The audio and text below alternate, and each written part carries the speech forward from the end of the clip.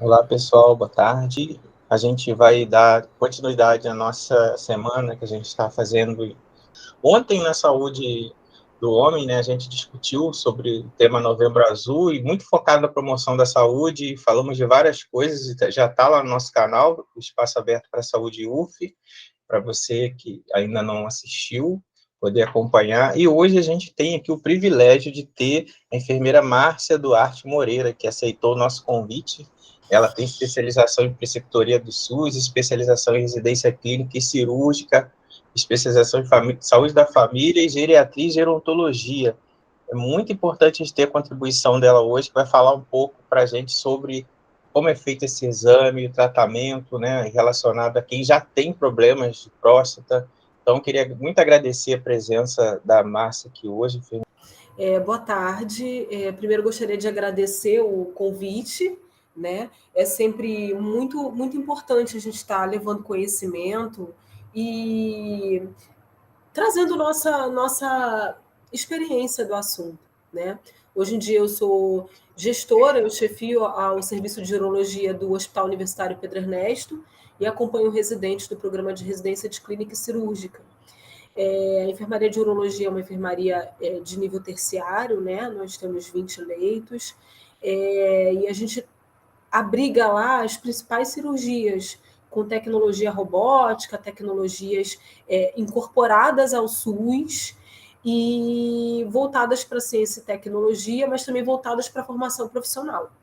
Tá? Então, assim, o que eu vou trazer hoje é um pouco da experiência associada à teoria, à nossa prática e um pouco do que a gente faz lá. Tá? Aí, quando puder apresentar, já fala. Sim, pode ficar à vontade. A gente fez uns testes antes aqui, já deu tudo certo. Vamos ver a apresentação. E é muito importante a gente contar com essa experiência prática e também esse acompanhamento que você faz, né, com os alunos também. Isso é muito bom, porque vai fazendo a ponte da teoria e prática. Isso. E a gente levar para a população esse conhecimento, né? É muito importante a gente saber. Eu agora compartilho, então, né? Então, eu vou só tirar a minha imagem para compartilhar a tela. Sim, tá ótimo. O fluxo de dados fica melhor mesmo. Isso.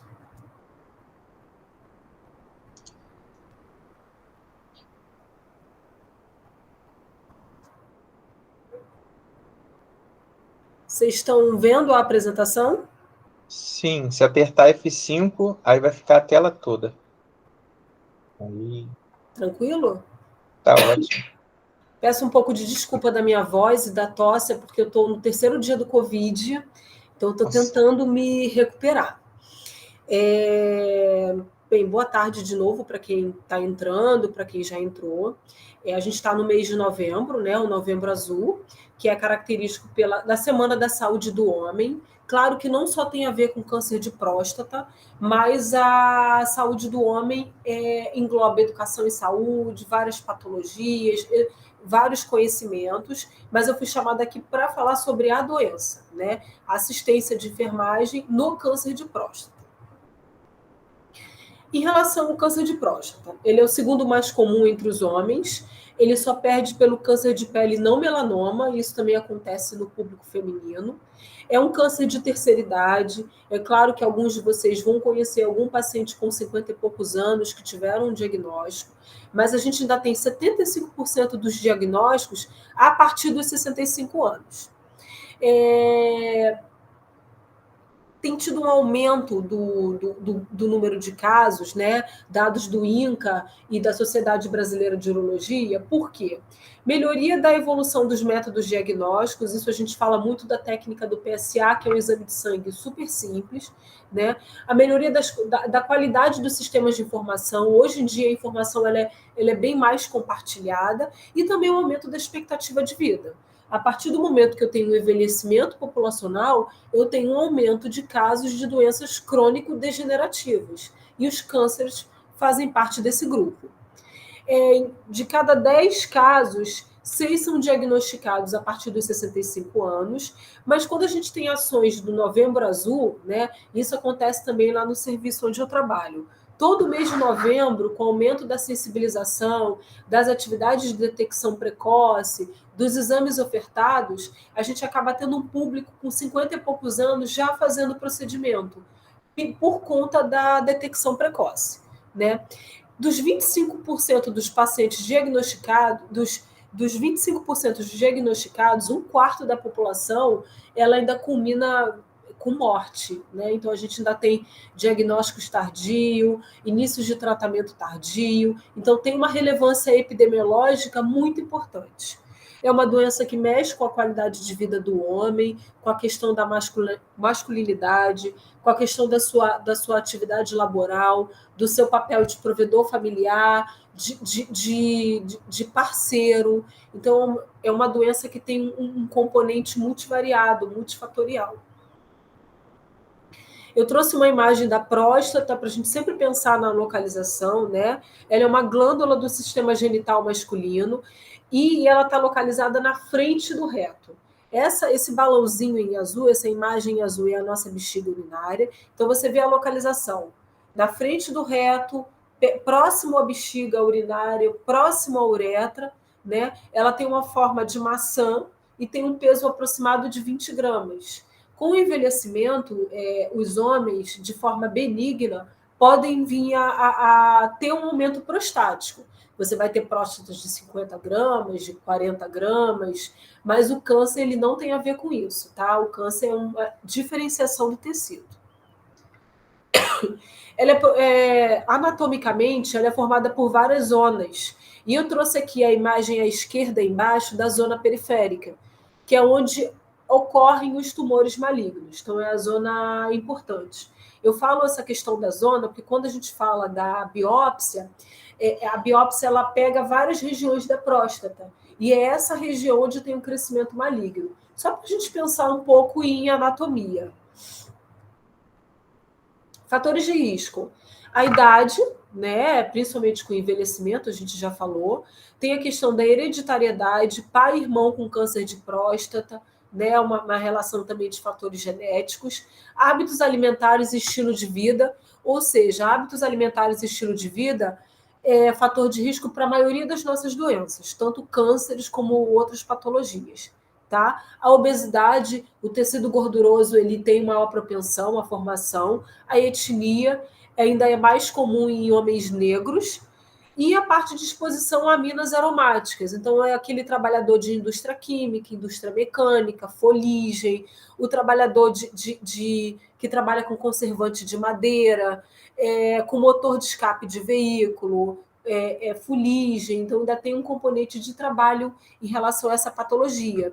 Essas aminas aromáticas elas vão causando diferenciação, né, celular e culmina com câncer.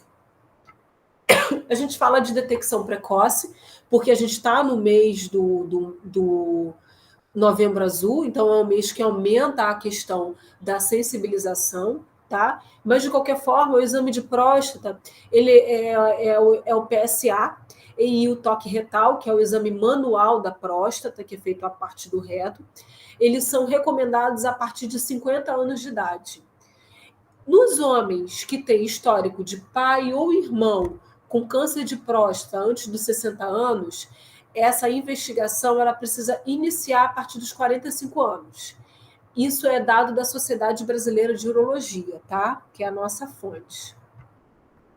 Em relação à patologia, 95% são as adenocarcinomas.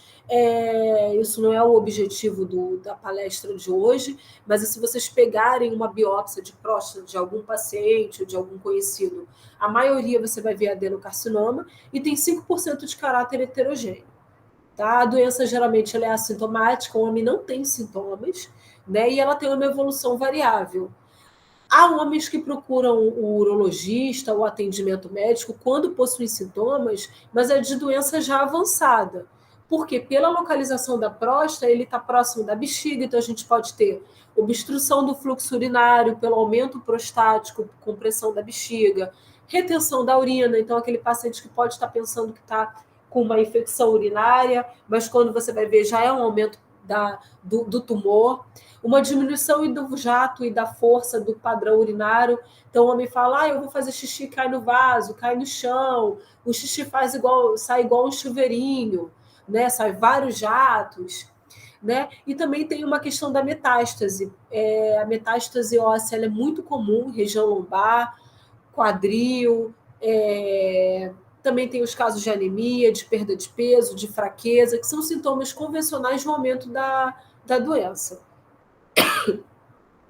O diagnóstico é pela dosagem do PSA, que é o antígeno prostático, e o toque retal. Como a gente pensou na anatomia, a glândula ela fica, né, próxima ao reto. Então, você faz o toque retal e aí permite que quem vai palpar, né, o médico, perceba o endurecimento. A próstata normal, ela parece como se fosse a ponta do nosso nariz. Ela tem uma característica mais elástica, mais lisa. Quando você faz o toque de um câncer, ele é nodular, ele é endurecido, ele tem uma característica diferente. Mas a biópsia é o padrão ouro, tá? É o que você fala que é o exame que fecha o diagnóstico. E a gente tem diagnóstico com tomografia, com ressonância, que são os diagnósticos complementares, pensando que a biópsia é o padrão ouro. Em relação ao PSA, alterados são os a partir de 4. Em relação à biópsia prostática, ela ganha uma numerologia. A gente faz cortes, fragmentos em várias regiões da próstata. É como se fosse uma pistola. Então, é uma pistola com uma agulha e ela pega vários fragmentos de várias regiões da próstata. Esses fragmentos são comparados com o tecido normal e aí a gente vai fazer uma pontuação, tá? Que é chamada do Gleason. Nesse sistema Gleason, que é o sistema de pontuação, você faz a comparação. E aí vai classificado de 1 a 5, mais próximo de 1 é um tumor bem diferenciado, e mais próximo de 5, o tumor vai se indiferenciando e aumenta a gravidade. Eu trouxe as orientações de enfermagem para o paciente que vai fazer a biópsia de próstata. Ele não precisa fazer jejum. É claro que para todo procedimento vai usar uma pistola, tem a questão da agulha. O paciente pode ficar um pouco de medo, é que ele faça uma refeição leve. Que ele venha acompanhado, né? Nunca se faz procedimento sozinho. Que se ele utiliza medicação para pressão, para diabetes, para tireoide, ele usa a medicação normal. Para pacientes que fazem uso de anticoagulantes, a gente orienta 7 dias suspender para evitar grandes sangramentos. É claro que tem pacientes que não podem suspender, então isso vai ser avaliado. Checar a questão da alergia, porque tem pode ter a sedação, né? E a gente faz um antibiótico profilático por 3 dias. Geralmente eu levo fluoxacino. Os cuidados de enfermagem durante a biópsia. A gente olha os sinais vitais, tem pacientes pela ansiedade, faz quadros de hipertensão, checar as patologias do paciente, checar se ele seguiu as orientações, se ele fez o uso do antibiótico direitinho. Tem uma sala preparada com um carrinho de PCR, porque o paciente ele pode desenvolver alguma alteração, e um protocolo de intoxicação por anestésico, às vezes o paciente não sabe que é alérgico. Checar os sinais vitais pós o procedimento, né, observar a questão do sangramento e as orientações pós-biópsia. Esse paciente ele é orientado a retornar ao hospital em caso de febre, calafrio, se tiver alguma alteração urinária, um sangramento maior do que o convencional, porque até 3 dias o sangramento é normal, até ele pode urinar com rajes de sangue.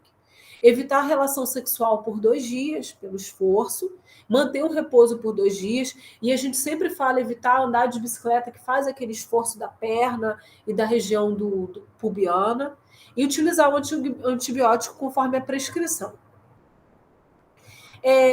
Agora a gente vai falar da cirurgia. Então, o paciente já foi estadiado, viu que realmente é um câncer de próstata, e esse paciente, o padrão ouro de tratamento é a cirurgia.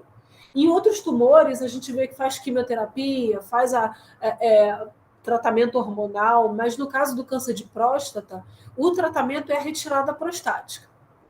É a primeira linha para o tratamento de tumor limitado à próstata. A gente fala tumor limitado à próstata, que é o que não tem metástase. Quando você tem metástase, você precisa fazer outros tratamentos adjuvantes, tá? E aí não vai ser só a cirurgia.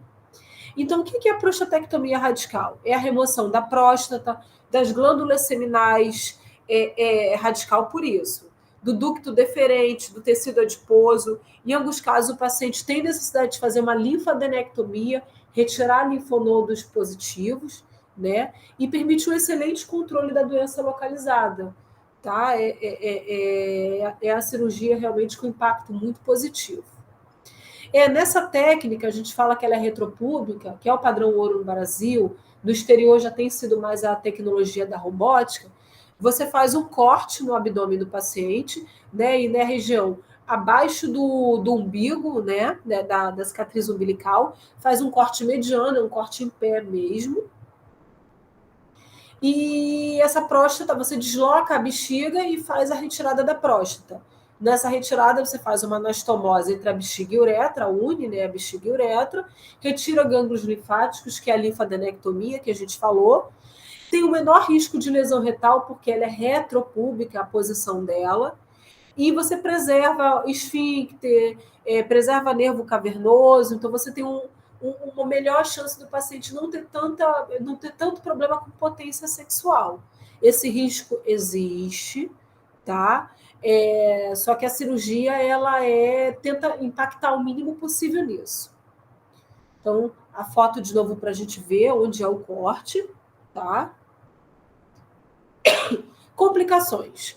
Pela toda a anatomia que a gente viu da próstata, a gente viu que é próxima do reto, próxima da bexiga, próxima da uretra, eu posso ter, então, uma lesão retal, uma lesão uretral, fístula, que são como se fossem canais, né? Passagens, canais urinários, infecção de trato urinário, eu estou mexendo, né? No canal urinário do paciente, então eu posso ter uma trombose venosa profunda pela posição cirúrgica, uma cirurgia relativamente rápida, mas é uma cirurgia de grande porte. A disfunção erétil, né? Eu só posso dizer que o homem ele sofre de uma disfunção erétil pós-cirurgia depois de 1 ano e 6 meses. Tá? Incontinência urinária, eu também só posso avaliar isso ao longo de 3 e 6 meses do paciente. Eu posso ter herniação inguinal, principalmente quando eu faço linfadenectomia. E assim, em relação à potência, que é o que o paciente mais pergunta para a gente, se é um paciente que antes tinha uma potência sexual legal, o ideal é que no pós-operatório, no pós-cirúrgico, ele mantenha uma potência. Mas se a gente vê que é um paciente já com potência deficiente, deficitária, é esperado que após a cirurgia ele mantenha uma potência deficitária. Tá? Essa cirurgia não corrige a potência do paciente. E a gente estimula a atividade sexual o mais precocemente possível. Porque a questão da atividade sexual é uma tríade. Né? A questão da cabeça do homem, a questão da questão de dor, de doença e também a questão cirúrgica. Então a gente inicia, estimula. Né? Falando da assistência de enfermagem no pré-operatório, que eu acho que é o principal papel do enfermeiro nisso. Esclarecer a natureza da cirurgia. A gente sabe que tem a questão do médico, do anestesista, que chega lá, faz toda a orientação, mas a gente precisa estar checando com o paciente diariamente o quanto que ele está introjetado de conhecimento. O que a gente vê é que o médico vai lá, passa, orienta tudo, às vezes no ambulatório, no consultório, e ele, no momento que ele tem o diagnóstico do câncer, ele pensa na doença, ele pensa na morte, ele pensa no parceiro, ele pensa no trabalho. Então, pouco é introjetado de conhecimento. Quando ele interna, a gente tem a chance de elucidar algumas dúvidas. Né? É importante falar que esse paciente ele vai sair com uma sonda vesical, com catéter vesical de demora, que nessa cirurgia ele sai com uma sonda, com um dreno, né? Então, para que ele não volte da cirurgia com invasões e fique com medo disso. Discutir os sentimentos, as preocupações dele. Ele tem muita preocupação em relação à continência e à potência, né? Se ele vai ficar usando fralda, se ele vai ficar soltando urina. Orientar todo o perioperatório, você vai para o centro cirúrgico, a gente vai fazer o preparo, você vai receber uma anestesia, na volta a gente está aqui com o senhor. Né? Reforçar as informações fornecidas pela equipe, orientar sobre os procedimentos que vão acontecer, o manejo da dor. Tem muitos pacientes que têm muito medo de sentir dor, né? E a gente tem que falar que tem medicação para isso, a gente vai fazer, a gente vai observar, né? E administrar o enema conforme necessário. Muitos pacientes, pela localização prostática, eles têm um pós-operatório com constipação, que prejudica muito a questão de dor, né, e a questão de recuperação. Então, a gente também faz o enema, se necessário. É a lavagem intestinal, tá? No pós-operatório, a gente recebe o paciente, faz uma avaliação abrangente da dor, qual é a intensidade, o que precipita, às vezes é uma questão emocional, às vezes é uma questão física mesmo, monitorar os sinais vitais do paciente, utilizar a antibiótico terapia, os cuidados com o catéter vesical. Esse paciente ele não volta da cirurgia com sistema nenhum de irrigação, mas ele tem a tendência a ter sangramento, a ter coágulos. Então, assim, é importante observar para evitar a obstrução urinária. Fixação do catéter na região suprapúbica, né? Na região suprapúbica é a anatomia certa da fixação do pênis do paciente. A mulher, que é na raiz da coxa. Atentar para os sinais de obstrução da sonda e obstrução do dreno, e monitorar essa eliminação urinária, e realizar os registros, né? Tanto as anotações como as evoluções de enfermagem. A gente precisa fazer o processo de enfermagem, né? Com as condutas, com as prescrições, com as orientações e com a avaliação final do paciente em relação a isso.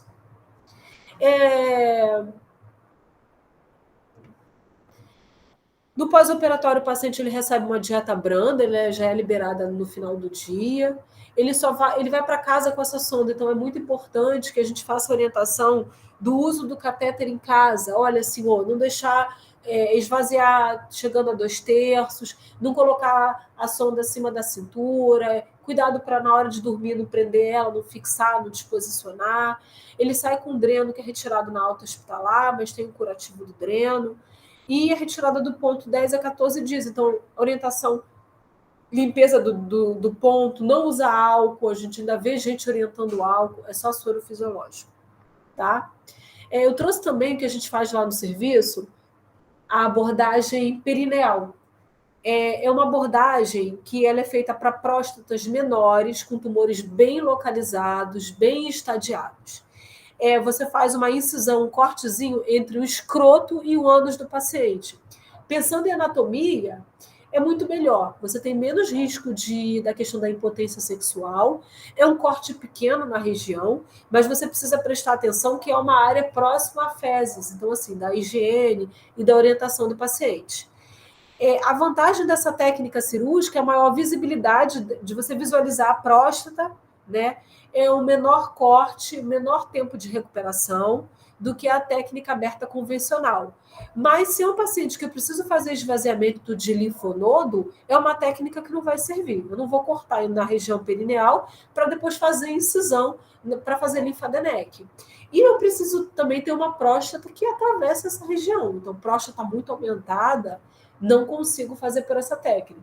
Mas é uma técnica anatômica bem interessante, tá? Os cuidados são iguais ao outro.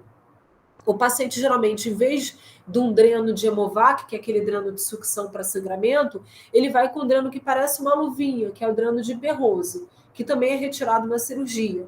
A gente orienta o paciente com a sonda, orienta o curativo, a lavagem da região anal, né? O ideal é que todo paciente, todo mundo, né, depois de evacuar, faça a higiene com água e sabão.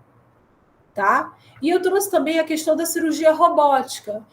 O hospital que a gente trabalha, que eu atuo, ele está fazendo robótica desde 2019. Né? No exterior já é a técnica padrão ouro. É um robô, ele não vem substituir o cirurgião, mas ele traz a precisão da técnica minimamente invasiva. Né? São instrumentos que trabalham na parte abdominal do paciente e vão operando com uma visão 3D.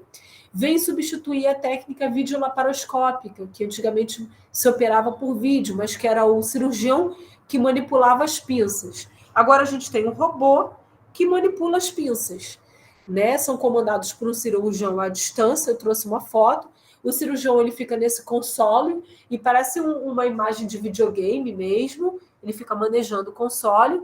Do lado direito da tela tem os braços do robô e lá do lado esquerdo tem uma telinha. Essa tela é aumentada em 15, 30 vezes mais. Então, assim, uma visão tridimensional. que facilita você chegar em áreas que a mão humana não chegaria. A desvantagem é que o robô, que é o robô da Vinci, que é utilizado no serviço, tem um custo elevado. Né? Então, assim, a gente tem uma relação custo-benefício que ainda tem um custo elevado. Mas se você pensar para a ótica do paciente, tem muitos benefícios. Né? Então, aqui eu trouxe outra imagem que mostra o console, mostra o robô com os 4 braços, né? São cirurgias menos invasivas e com maior precisão. E é o nosso robô da Vinci, né? Que a gente utiliza.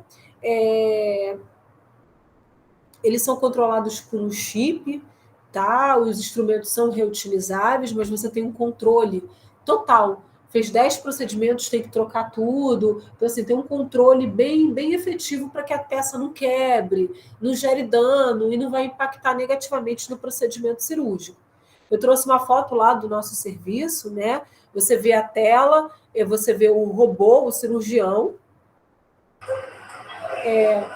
Vocês conseguem ver o vídeo? Aí a manipulação e assim, Sim, em tá grande dando para ver. Né? Ali no caso está sendo por que área? Suprapúbica, retroperitoneal? Então, eu trouxe agora a foto. Os trocartes, que são o posicionamento dos braços do robô, eles são abdominal. A cirurgia robótica é pelo abdômen do paciente. Então, são 5 trocartes. Cada trocarte desse vai se conectar a um braço do robô. Um trocarte maior é na região umbilical, o paciente ele fica nessa posição de Trendelenburg, né, com uma inclinação grande de 45 graus. Você injeta o gás, né, igual a videolaparoscópica. E aí você coloca esses trocartes e nisso os braços vão se conectar. Deixa eu mostrar aqui mais uma foto.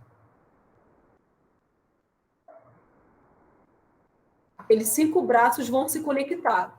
No console, o médico vai ter uma visão muito aumentada da imagem, e aí os braços, o robô movimenta os braços e ele vai fazendo a precisão dos cortes no abdômen do paciente.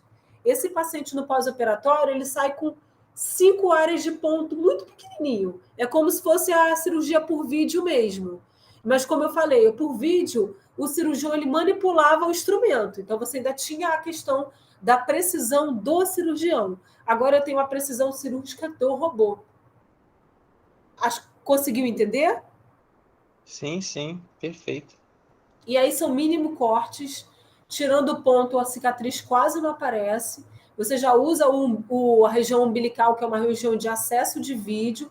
Então, a recuperação do paciente é muito melhor do que aquele corte grande na região retropúbica, tá? Mas é cirurgia abdominal. Aqui eu trouxe mais uma foto dele manipulando no console, né? Ele manipula no console e essa imagem o robô vai manipulando os braços. E aí o console, como eu falei, é tipo um videogame mesmo. Tem o pedal, tem tudo, mas é o robô que faz o movimento. E aí você garante precisão cirúrgica. Eu trouxe uma outra imagem, que é a imagem da cirurgia na sutura. E você vê como a imagem está muito aumentada. Então, eu consigo fazer uma sutura bem certinha, uma anastomose certinha, né? E eu tenho menos complicações. Tá? Então, as vantagens: menor sangramento, menor risco de infecção, menor taxa de incontinência urinária, até pelo acesso, não é um acesso retropúbico, então eu não tenho aquele contato todo com bexiga, uretra, intestino, reto, menor impotência sexual, menor dor para o paciente, menor tempo de internação hospitalar. A gente vê os nossos pacientes ou vão embora no dia seguinte ou vão embora depois de 2 dias. Na técnica convencional, ele fica 3, 4 dias lá. E maior ergonomia para o cirurgião, ele fica confortavelmente sentado. E isso é qualidade também para o procedimento. As contraindicações. Paciente que já fez acesso abdominal anterior, eu já operei pelo abdômen anteriormente. Então, assim, quando você já faz uma cirurgia, você pode ter brida, pode ter tecido cicatricial. Então, assim, é complicado fazer esse acesso por robô num paciente com esse perfil, tá? Então, eu uso a técnica convencional. Paciente muito obeso, pela posição cirúrgica que é aquele Trendelenburg, eu posso ter um aumento da função pulmonar e cardíaca, uma sobrecarga. Então, é um paciente que pode ter algum problema. Paciente já irradiado. Irradiado é paciente que já sofreu radioterapia anterior. Não fazemos. E cirurgia prostática anterior. Se eu já acessei a próstata por alguma coisa, o ideal é que eu faça pela técnica aberta. Eu trouxe também o sistema HIFU, que é uma terapia com ultrassom focal, que a gente tem feito também lá no serviço. É muito interessante, é para câncer de próstata de baixo e médio risco. A próstata, que eu falei, é como uma maçã. A maçã ela tem duas bandinhas, então a próstata ela tem duas regiões. Alguns pacientes ele tem um câncer, uma localização do câncer, que é só na metade da próstata. E é um tumor pequeno, bem localizado. Para esse paciente, em vez de eu tirar a próstata, fazer um acesso maior, eu posso fazer a terapia com ultrassom focal. É um ultrassom que ele vai, é focal porque ele vai localizado queimar o tumor, né? Que está localizado apenas em um lobo prostático. O tempo de duração desse procedimento é de 20 a 90 minutos, tá? Geralmente é 60 minutos, 70 minutos. A vantagem, você só retira a lesão, o tecido que está lesionado, que tem tumor, né? Então você tem o tecido em volta, ele é preservado, tem o menor risco de incontinência, menor caso de disfunção erétil, e é indicado para paciente com tumor localizado de baixa agressividade. São aqueles tumores que a gente consegue estadiar bastante no início. E eu trouxe uma foto. O paciente fica sentado, tem uma tela de computador. Essa tela ela usa a imagem da ressonância magnética, localiza bem o tumor, o paciente fica em decúbito, e aí é introduzido no ânus dele um probe. É como se fosse ultrassom transvaginal, é como se fosse aquele ultrassom mesmo, é um probe. Ou ultrassom transretal do homem. Você então introduz esse ultrassom, e aí é uma descarga ultrassônica com aquecimento, que é ela que eu falo mesmo, ela queima o tumor e ela elimina, né? Você vai saindo como se fosse poeira mesmo, são restos do tumor. Tem um controle robótico também, apesar do homem ele manipular isso no computador, o feixe de energia ele é bem localizado. Então, se você desviar, ele vai para o local certo. Porque é uma imagem controlada pela ressonância magnética do paciente. Então, assim, é uma cirurgia muito segura. Tem uma precisão muito grande do procedimento. Mas eu preciso estadiar bastante esse paciente. Eu preciso contar para esse paciente que ele tem próstata, que ele vai continuar tendo próstata. Porque é muito comum a técnica convencional falar, tirei minha próstata. Nesse caso, o paciente mantém próstata e eu tirei o tumor.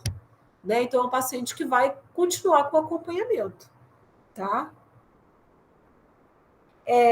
Então, esse equipamento, ele processa as imagens, né? O paciente ele é anestesia geral. Então, como eu expliquei, ele é introduzido no reto, gera as imagens do ultrassom e o disparo através do probe de 4 em 4 milímetros vai aquecendo e vai destruindo a área do tumor. Né? Aqui é uma imagem de desenho que eu acho que a gente entende mais. O probe é como se fosse, como eu falei, o ultrassom transretal ou transvaginal, que o transvaginal é o mais conhecido, né? Você tem a próstata, que é a imagem em azul, a uretra, a bexiga, e o feixe de calor, de luz, ele incide só pelo tecido que está afetado. Vou terminar a apresentação, e aí a gente vai falar um pouco sobre... calma aí, para a apresentação. Já foi. A gente vai falar um pouco sobre assistência de enfermagem nesses casos de cirurgias mais específicas. Em relação à cirurgia robótica, o que a gente vê em relação ao paciente? Ele tem um corte, assim como a cirurgia convencional, né? Mas é um corte em região abdominal. Então, a gente orienta o paciente do mesmo modo. lavagem com água e sabão, pode usar o soro fisiológico, não utilizar o álcool. O paciente também ele sai com sonda, então eu faço as orientações da sonda.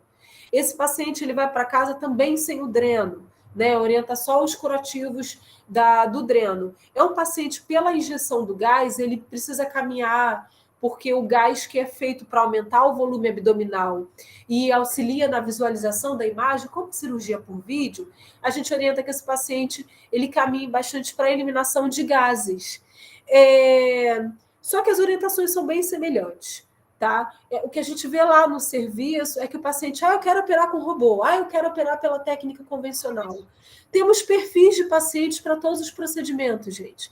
Paciente com asa alta, com uma insuficiência cardíaca congestiva, com uma insuficiência pulmonar altíssima. Eu não tenho como botar esse paciente numa posição de Trendelenburg, encher ele de gás e utilizar a robótica, né?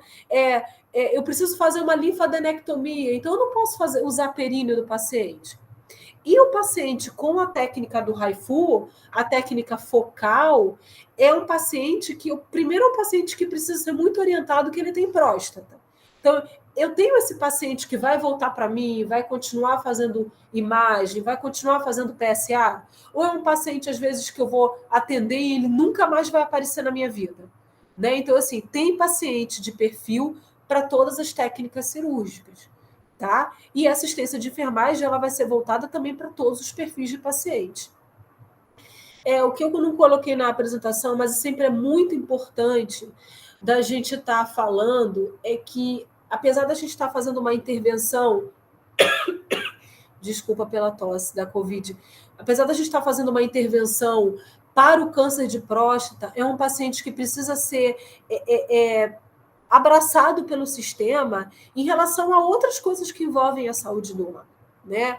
As ISTs, o sexo seguro, a utilização de preservativo, o cuidado com a sua saúde. O câncer é só uma patologia que ele pode vir a ter, né? Então, assim, a gente precisa colocar esse paciente a importância de maior autonomia e maior cuidado e autocuidado em relação à sua saúde, para que não seja um paciente que operou, que vai embora e evolui com incontinência urinária, evolui com potência, evolui com depressão, tem um déficit familiar e social muito grande, e é um paciente que a gente não consiga depois que o serviço não consiga abraçar, né?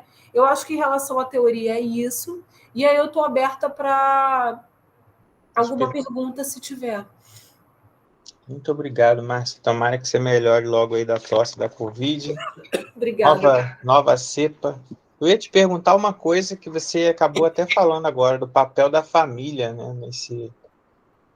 Como é importante ter a mulher ali, às vezes, como você falou, tem alguns homens que até não têm esse apoio familiar, e como é importante a família, se você vê muito isso na prática, né? Esse envolvimento da esposa, da mulher, dos filhos, o que seja, ou se você vê muito esse homem, de certa forma, desamparado nesse aspecto.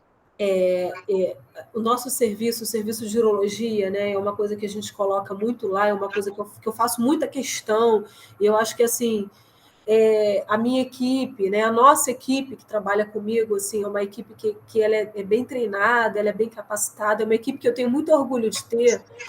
A gente puxa muito a família para esse atendimento. Então, assim, o paciente ele tem direito ao acompanhante, tá? E mesmo que seja um paciente mais novo, 50 e poucos anos, a gente deixa ficar lá um pouquinho antes de ir para a cirurgia e a gente tenta sempre puxar a família.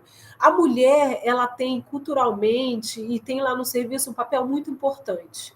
Ela não sai do lado do marido. Se ela não pode ficar porque ele tem menos de 60 anos, ela liga para o serviço, ela manda o WhatsApp, ela liga para o celular dele, ela fica lá fora no corredor esperando ele sair da cirurgia. Eu acho uma coisa que isso facilita muito a gente ter uma rede de apoio para o paciente. E é muito importante que a gente fale para o paciente que ele está fazendo o acompanhamento de uma doença, mas ele é muito mais do que isso, né? Porque ele tem uma questão de próstata, de masculinidade muito grande, mas retirando tudo isso, ele ainda tem um papel de ser humano e um papel social, né? Então, assim, é importante que a gente resgate todo o tempo para qualquer paciente que esteja internado, para qualquer patologia, resgate o papel do eu, ser humano. Né? Então, assim, a gente é bastante feliz. É claro que tem homens que são solteiros, tem homens que não vão contar que fez a cirurgia, que tirou a próstata porque tem vergonha. Mas, assim, é importante a gente estar. Sempre. Você tem alguém em casa, o senhor mora sozinho, alguém vai ajudar o senhor, ou é um vizinho, ou é um colega, né? Então é importante a gente estar sempre trazendo a rede familiar, por mais que ela não esteja fisicamente presente. Eu lembro, Márcia, da época que eu estagiei e acompanhei aluno no hospital, que quando, eu não sei, estou te perguntando porque é da época que eu lembro ainda, não sei se mudou, que tinha uns frascos enormes de solução fisiológica após a cirurgia de próstata, e ficava aquele processo de lavando, né, sempre infundindo ali naquela área e saindo para não acumular, né, coágulos. Ainda continua assim, dessa mesma forma, mesmo com essas técnicas novas, ainda tem essa irrigação contínua? Então, a cirurgia que utiliza a irrigação contínua é uma prostatectomia, mas ela não é para câncer. Ela é para HPB, a hiperplasia benigna prostática. Lembra que eu falei no início que o homem com envelhecimento ele tem um aumento prostático? Então, às vezes, você tem um homem com uma próstata de 100 gramas, muito grande. Essa próstata ela aumenta e ela causa uma estenose na questão da uretra e bexiga, porque ela vai ocupando o espaço urinário. E aí o paciente ele cursa com retenção urinária. Esse paciente ele precisa fazer uma retirada da próstata ou uma raspagem. São duas técnicas cirúrgicas, tem uma agora laser também, que eu não abordei porque não era câncer, e esse paciente ele irriga. Tá? Então é um frasco de 1.000 de soro fisiológico para lavagem da próstata. Por quê? Na HPB, na questão benigna prostática, eu retiro o adenoma, que é o tecido aumentado, mas a cápsula prostática, que é o contorninho, ela mantém. E aí eu preciso fazer irrigação para obstrução. No câncer de próstata, nenhuma dessas cirurgias eu preciso irrigar o paciente, porque eu retiro cápsula prostática também, né? Com exceção da HIFU, que é o laser que eu só vou tirar o tecido afetado, a perineal eu tiro próstata toda, o robô eu tiro próstata toda, a retropúbica eu tiro próstata toda, e é isso não tem a necessidade da irrigação. Legal. E essa coisa do ultrassom que você explicou lá do final, não tem risco de, por exemplo, queimar a mucosa anal ali por dentro, já que é tudo tão próximo? Eu sei que tem essa coisa do ultrassom ser direcionado, mas não aquece essa área ao ponto de causar alguma lesão? Então, quando você faz a HIFU, tem o probe, né, que é o que eu falei, que é o ultrassom, e em volta existe ele faz uma proteção com um líquido, né, um líquido que ele é meio azulado. E esse líquido e a imagem da ressonância, o que acontece? A próstata fica grande numa imagem na ressonância, e aí, por exemplo, do lado direito eu tenho a imagem alterada. Então, o cirurgião ele faz tipo um picote de desenho na área alterada. Essa imagem, pelo robô, eu já vou detectar com a imagem que o feixe de luz e calor vai atingir. Tem um aquecimento, mas esse controle da imagem, o líquido também que fica em volta, faz com que... Eu assisti a cirurgia, né, quando teve o treinamento lá. Se alguém pegar e desviar o feixe, o robô vai e retorna ele para o lugar. Tem movimentos de segurança. E é de 4 em 4 milímetros. Se eu botar assim, em 6 milímetros eu afeto o reto, a imagem volta ao normal. Então é uma segurança muito precisa. Né? Mas ali dentro, o aparelho, ele não tem corte na mucosa anal ali dentro. Tem ou não? Não Não, tem né? corte. Não tem corte.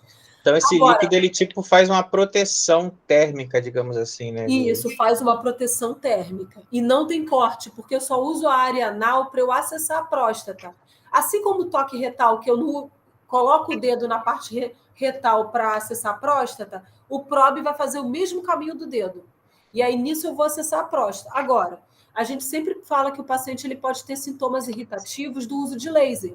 Qualquer laser. Se você fizer um laser no rosto para descamar a pele, a sua pele vai ficar rosa, descamativa. Então, o paciente ele pode ter alguns sintomas urinários irritativos de uso de laser, tá? Que é uma das orientações que a gente faz para o paciente.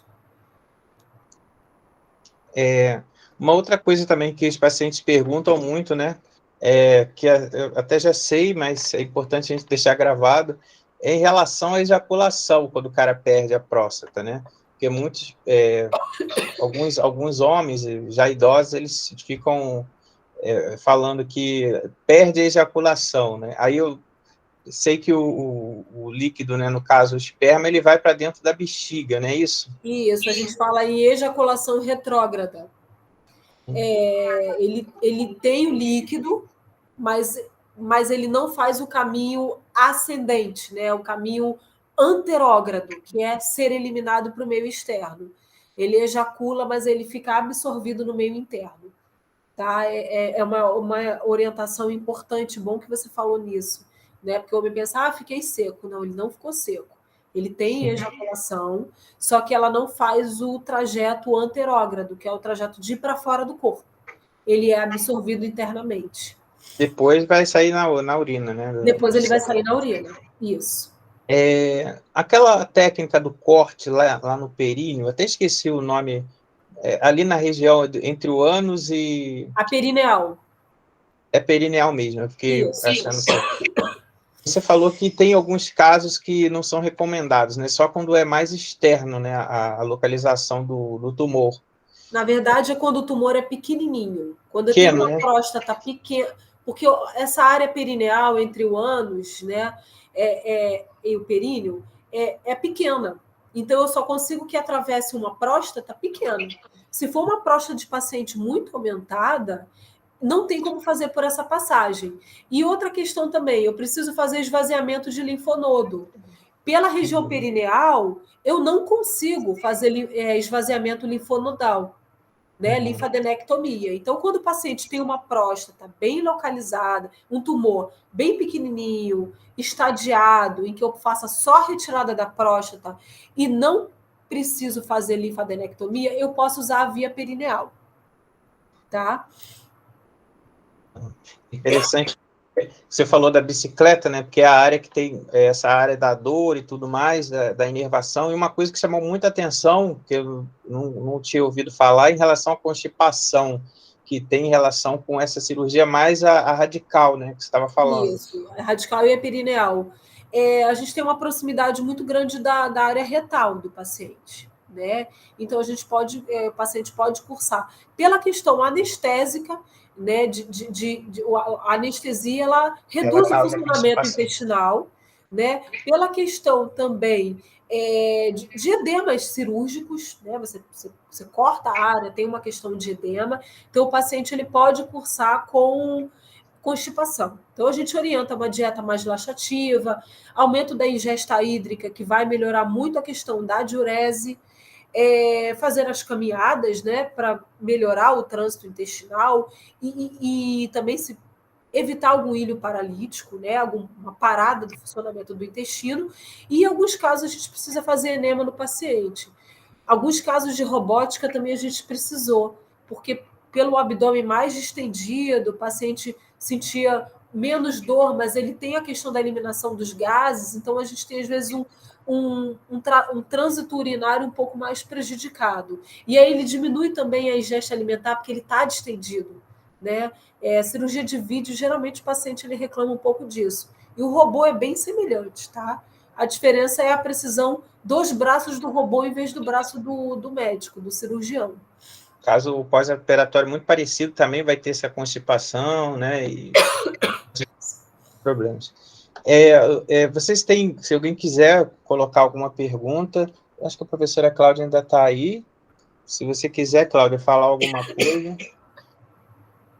Eu fico muito feliz pela contribuição da Márcia, porque os conteúdos são importantes para a gente levar até a população, as pessoas sabem sobre isso, mesmo aqui o esforço que a Márcia está fazendo, meio com Covid e tossindo, está com a gente. Eu achei que eu não ia conseguir. Aí, Cláudia, pode falar, você estava falando? Deixa eu botar aqui meu fone, só um minutinho para ver se ajuda. Estou ouvindo mais ou menos. Mas aí a professora Cláudia fez essa ponte aí com a gente, e eu gosto muito dos profissionais do Pedro Ernesto. A gente teve falando sobre o banco de leite, foi fantástica a apresentação também, muito boa. E é sempre bom contar com vocês, ainda mais nesse momento assim de campanha, né, que a gente está nessa época do Novembro Azul, da conscientização. Eu colei aqui alguns... Cláudia falando aí, ó. Cadê, Cláudia? Cadê sua voz? Eu não estou ouvindo vocês bem baixinho, mas acho que dá para a gente conversar aqui. Márcia, obrigada pela presença, pelo aceite, tá? Pelo carinho de estar aqui com a gente, mesmo doente, veio, está aqui. Obrigada mesmo. Eu queria fazer uma pergunta, uma curiosidade, Márcia. Eu não sei se é comum. Como é que funciona a questão dos eventos, né, os efeitos que tem adversos dessas cirurgias? Você tem muita experiência? Esses pacientes voltam com alguma alteração mais severa? Você teve alguma experiência em relação a isso? Eu tenho curiosidade para saber se esses procedimentos têm essa possibilidade, a gente entendeu? falou de algumas complicações que podem ocorrer das cirurgias.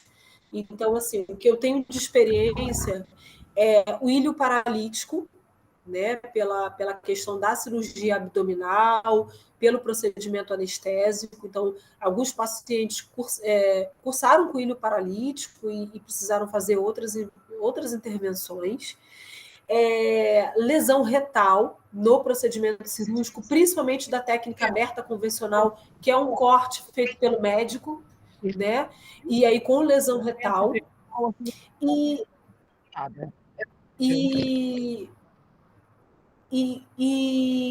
geralmente o ilho paralítico, a lesão retal e também as complicações mais esperadas de incontinência e de impotência sexual, né? Que tem um impacto, assim, não é uma complicação tão severa em relação à parte de paciente voltar para o hospital, mas são complicações que são esperadas e podem acontecer. As mais graves é o ilho paralítico e lesão retal, né? Em pacientes com cirurgias abertas convencionais, tá? Na Europa e nos Estados Unidos, a robótica já é praticamente padrão ouro, porque ela vem substituir a mão humana, então melhora em precisão. Mas no Brasil, assim, o SUS tem a incorporação através do Pedro Ernesto, só que a gente ainda tem a cirurgia robótica muito no serviço particular. Então, assim, estudos são importantes para que a gente veja que o custo-benefício vai valer muito a pena. Tem aquela... Dizem que 50% de chance, né, de você ficar impotente. Você falou da complicação que pode lesionar o nervo, né? Isso. E esse nervo parece que ele passa pela próstata, né? Sim. Então, assim, eu não sei se você falou que é uma das complicações, mas é aquelas que eles falam 50%, eu não sei, né? Eu li que era 50%, pode ser você que é da área, de repente, mas é meio a meio, né? Seria a chance, tá na sorte. A cirurgia do Haifu, eu tenho muito menos lesão, porque eu não tenho retirada não tenho lesão de nervo, porque é uma coisa muito focal. A cirurgia robótica, eu tenho muito menos lesão, pela precisão cirúrgica. A cirurgia perineal, eu também tenho menos lesão na parte de potência sexual, pela anatomia até da cirurgia. A convencional aberta é que ainda no comparativo estatístico, eu tenho mais a questão da impotência, mas eu preciso prestar atenção numa coisa. Eu tenho um paciente com 76 anos, com diagnóstico de próstata, e já com uma função sexual deficitária.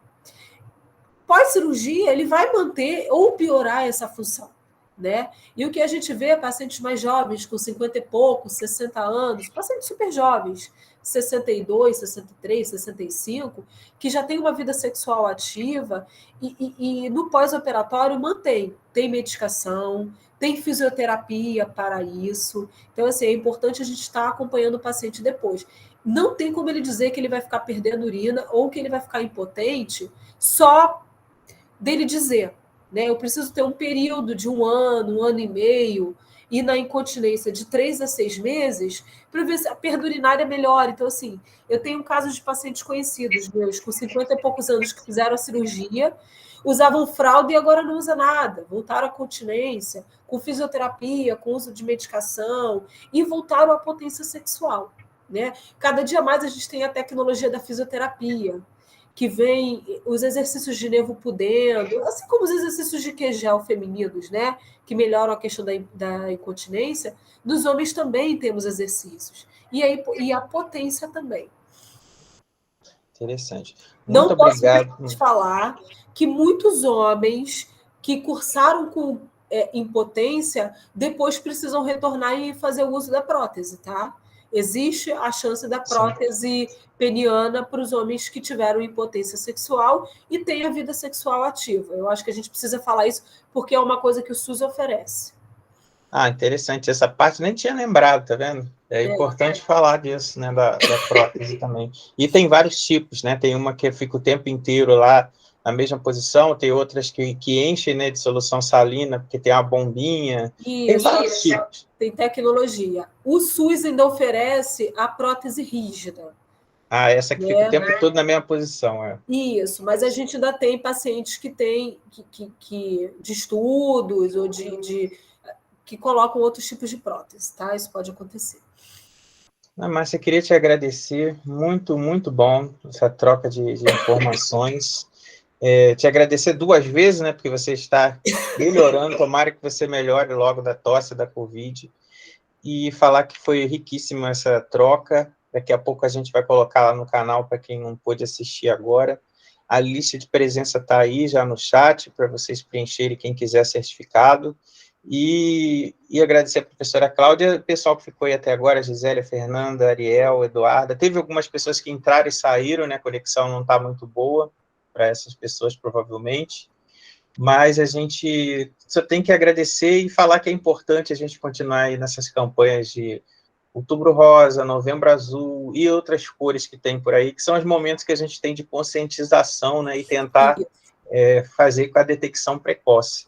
Dos vídeos que eu até colei aí, estava falando, né? A gente não tem como prevenir câncer de próstata, não existe estudo que mostre isso, mas a gente tem como identificar sinais, sintomas que a Márcia coloca, identificação precoce, tratamento, né, antes, e fazer os exames periódicos, né, sem muito tabu, sem problemas culturais, e a importância da família, da companheira ou do outro companheiro, se for o caso, sempre pessoa cuidar da saúde, né, promover a saúde.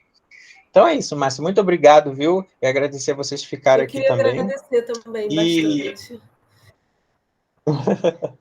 E a gente fica aí, o convite para o próximo encontro, que se tiver falar de algum tema que você acha interessante também, a gente fala com a Cláudia, fala comigo, a gente coloca aqui para a gente poder trocar essas informações. Muito obrigada. Tá?